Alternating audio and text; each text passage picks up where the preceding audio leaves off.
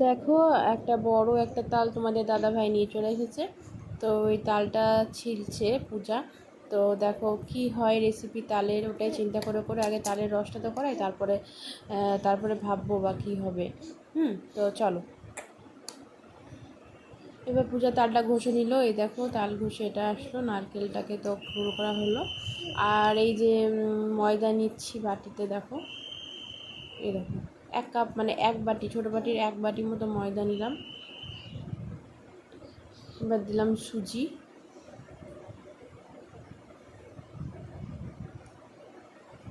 1 বাটি মতো সুজি দিলাম।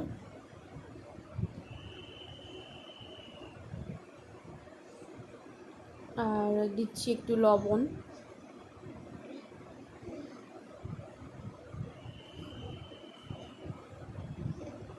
এবার দিলাম চিনি।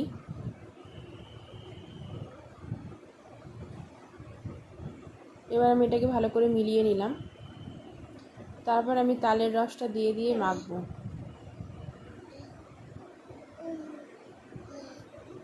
দেখো তালের রসটা দেবো আর মাখবো বেশি করে। এবার একটু জল অ্যাড করলাম এর মধ্যে, যেহেতু একটু পাতলা করতে হবে আমাকে, তো ওই জন্য আমি একটু জল অ্যাড করলাম।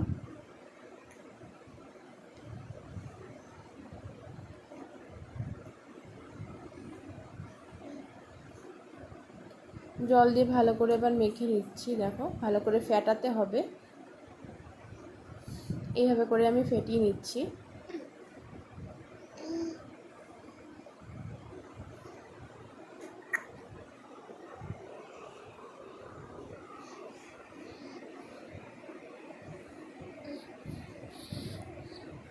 মিনিমাম 4 থেকে 5 মিনিট ফেটাও, বা 3 থেকে 4 মিনিট ফেটাতে হবে। আমি 3 থেকে 4 মিনিট ফেটিয়েছি।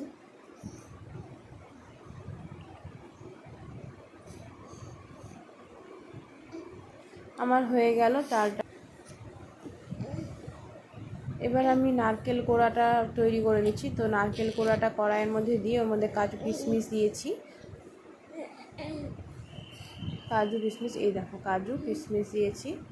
তো এটাকে এবার ভাজছি ভালো করে কড়াইয়ে, শুকনো কড়াইয়ে। মানে নারকেলের জলটা যতক্ষণ না মানে মরে যাবে ততক্ষণ আমাকে ভাজতে হবে। এবার আমি এর মধ্যে দুধ অ্যাড করে দেবো। দেখো দুধ দিয়ে দিলাম। দুধের বদলে ক্ষীর থাকলে ক্ষীর দেয়, তো আমার কাছে ক্ষীর ছিল না, ওই জন্য আমি দুধটা দিয়ে এটাকে জাল দিচ্ছি।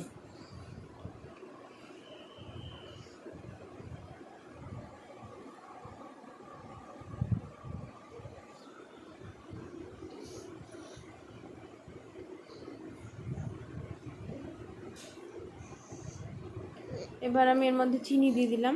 দেখো,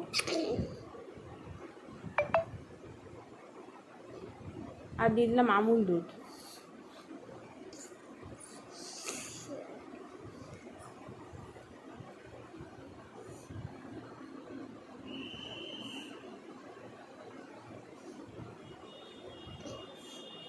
এবার ওটা তো রেডি হয়ে গেল। এবার পাত্র নিলাম, যেটার মধ্যে আমি গরম করলাম, গরম করে আর ওর মধ্যে ওই ব্যাটারটা দিলাম, দিয়ে এইভাবে যেরকম গুঁড়া রুটি করে সেরকম করে ওর মধ্যে পুরটা দিচ্ছি। দেখো পুরটা দিয়ে এবার আমি এটাকে মুড়িয়ে দেবো, তখন ছেড়ে দেবো। এরপর আমি এখন ওপর উল্টে পাল্টে ভেজে নিচ্ছি মুড়িয়ে। এই দেখো আমার ভেজে কমপ্লিট হয়ে গেল। এটা হচ্ছে তালের পাটিসাপটা। তো এই রেসিপিটা যদি তোমাদের সত্যি খুব ভালো লাগে, তোমরা করে খেয়ে বাড়িতে দেখো। যদি ভালো লাগে তাহলে অবশ্যই সাবস্ক্রাইব করো।